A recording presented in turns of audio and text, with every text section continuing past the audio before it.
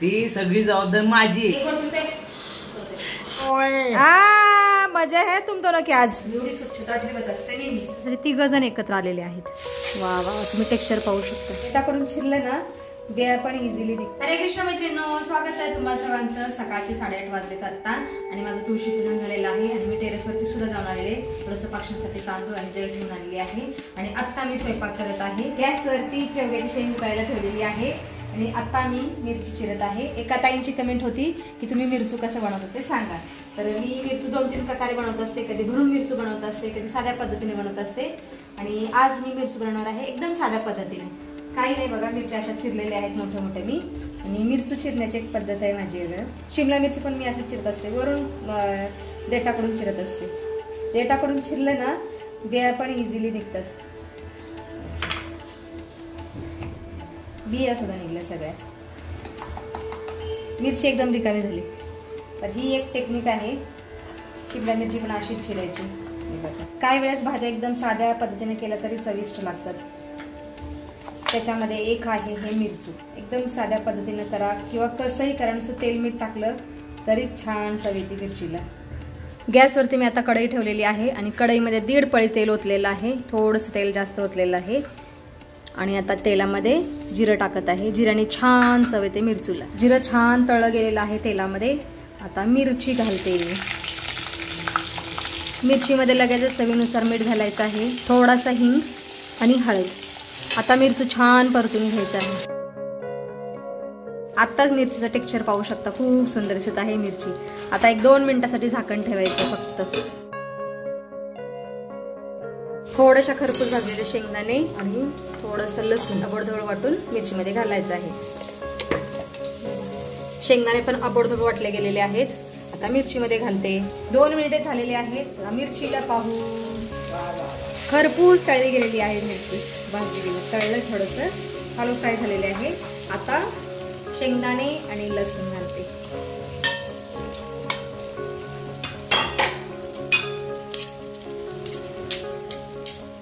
आता पुन्हा एकदा मिरचू शेंगदाण्याचं कूट छान परतून घ्यायचं आहे। शेंगदाणे मिरचीमध्ये छान मिक्स झालेले आहेत। आता कोथिंबीर सोडायची वरून।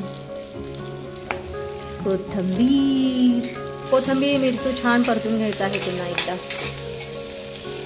बापरे बाप। आणि आता फक्त 2 मिनिटासाठी झाकण ठेवायचं आहे। फक्त 5 ते 7 मिनिटांमध्ये मिरचू तयार होतं स्वादिष्ट असं। 2 मिनिटे झालेली आहेत। मिरचूला पाहूयात। वा वा वा, मिरचूचा वास खूप छान येत आहे। छान खरपूस तळलं गेलेलं आहे। वा वा तुम्ही टेक्स्चर पाहू शकता। आता गॅस बंद करते आणि ह्या सर्विंग बाउल मध्ये मिरचू काढून ठेवते। गोविंद बोलो हरी गोपाल बोलो। उन्हाळ्याच्या दिवसामध्ये वेगळ्या प्रकारच्या चटण्या मिरचू खावंसं वाटतं। काल नवीन आणलेल्या सर्विंग बाउल मध्ये मी मिरचू काढलेला आहे आणि मिरचूचा वास खूप छान येत आहे आणि मिरची सुद्धा खूप छान दिसत आहे। हे सर्विंग बाउलचं झाकण आहे, खूप सुंदर आहे सर्विंग बाउल सुद्धा। आई तर भाकरी बनवते आमच्यासाठी।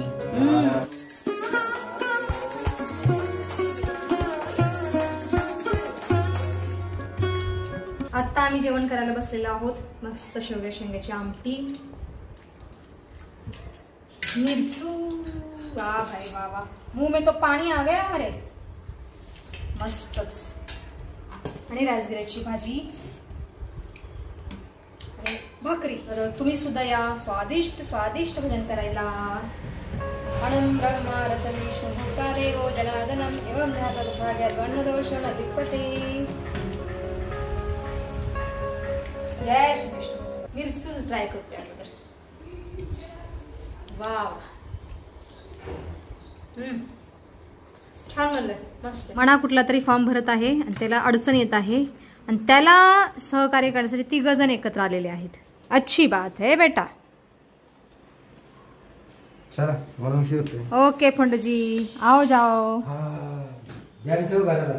घराला ध्यान ठेवते, तुमच्यावर पण ध्यान ठेवते, आपके ऊपर भी ध्यान रखती हूँ मैं। काय ध्यान ठेवू शकते? हा बरोबर आहे। तुम्ही एकदा घराच्या बाहेर निघायला गेल्यानंतर मी काही तुमच्या मागे येणार आहे का? तुम्ही कुठे जाताय, काय करताय, मला काहीही कल्पना नसते, काहीही कळत नाही. काय काय ऑफिस मध्ये शाम में आते हो बस ठीक है उतना. काय काहींच्या बायका आहे ना नवऱ्याला शोधत ऑफिस मध्ये पैशापत पंडितजी म्हणतात काय काहींच्या बायका नवऱ्याला शोधत ऑफिस मध्ये येतात. कमाल आहे बाबा, कमाल आहे. मैं तो कभी नहीं गई ना, मैंने फोन किया ना कुछ ना कुछ. चावी ही घ्या, माझ्या स्कूटीची चावी, यांची चेतक खराब आहे. आवजा पंडितजी. जेवण झालं किचन ओटा भांडी साफ करून ठेवले की बरं वाटतं. आता एकदा ते काम राहिलं की नंतर करूच वाटत ना, आळस येतो नंतर. मग किचन ओटा स्वच्छ केलेला आहे मी आणि आता दूध गरम करायला ठेवते. दुधावरती क्रीम किती जमलेली आहे बघा, खूप सारी क्रीम जमते ह्या दुधावरती. आणि आम्ही हे दूध घेतो गिर गाईचं. आज मला घरामध्ये भरपूर काम आहेत. 2-3 मोठी भांडी घासायची आहेत, ज्वारी नीट करायची आहे. पण आता मी थोडा वेळ आराम करते, त्याच्यानंतर उरलेली कामं करते.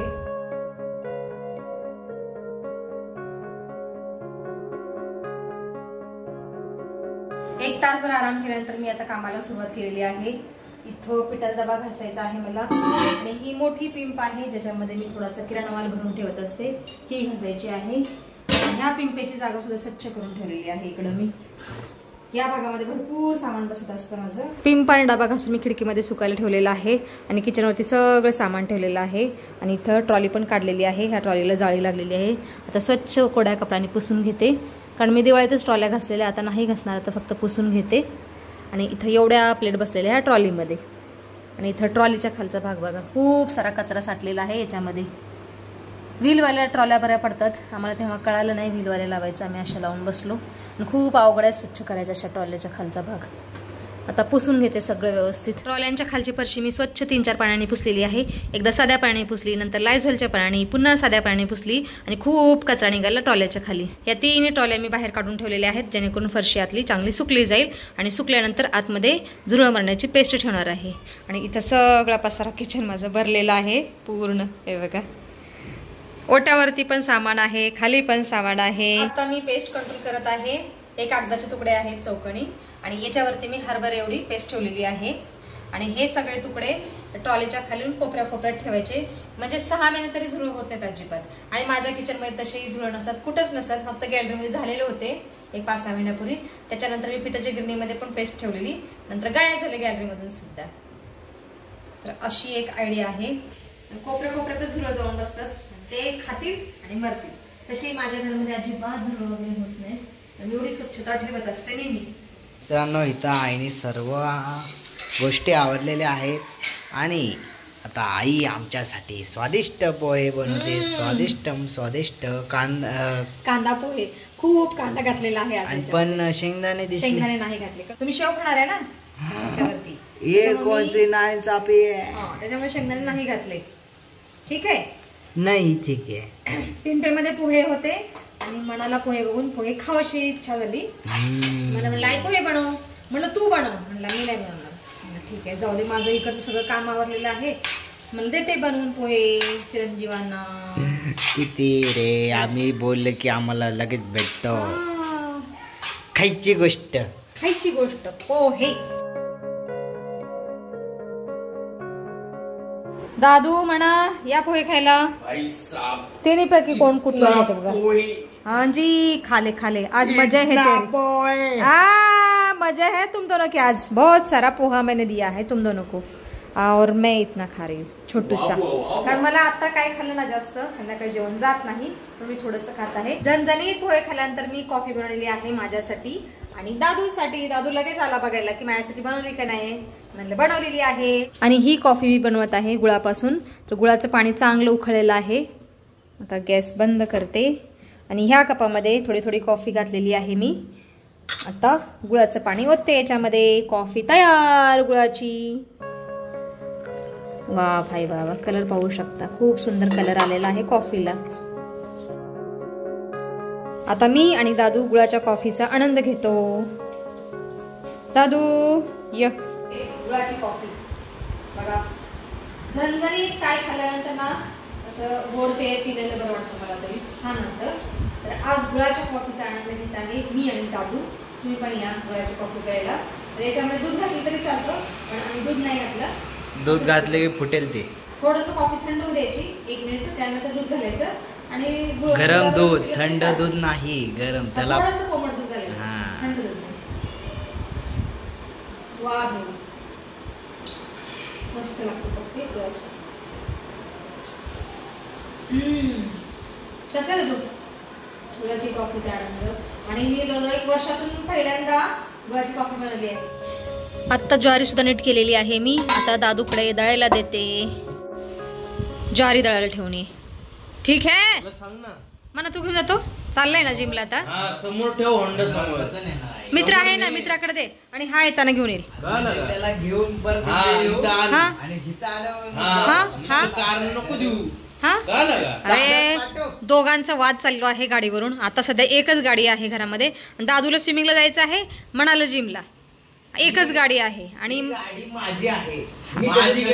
अरे तुमचं काहीच नाही, सगळं पप्पांचं आहे. दरवेळेस पेट्रोल घालतो, त्याचं पंक्चर काढतो, ती सगळी जबाबदारी माझी आहे. मी ब्रेक नीट करतो, सगळं मी करतो. बर. आणि नंतर मला गरज नाही पडली मी नाही. दादू माझी स्कूटी घेऊन जात असतो, पण स्कूटी फोंडेची घेऊन गेलेले आहेत त्यांची चित्तक बंद पडल्यामुळं. आता दादू कैसा जायगा बघ, पाय पाय जा सांगवीत. आता स्विमिंगला पाय पाय जा, डबल वे पाय जायला. अरे क्या ही बोल सकते अभी इन दोनों को. ठीक आहे बाळा, चाललोय. ठीक आहे. आओ जाओ. सायंकाळचे 7 वाजलेत आता आणि आज योजलेली सगळी कामं माझी झालेली आहेत.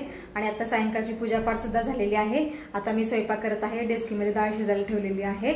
आता आपण व्हिडिओमध्ये इथंच थांबूया. तुम्ही इथपर्यंत व्हिडिओ पाहिल्याबद्दल तुमचं खूप खूप धन्यवाद. भेटूया आपण पुढच्या व्हिडिओमध्ये.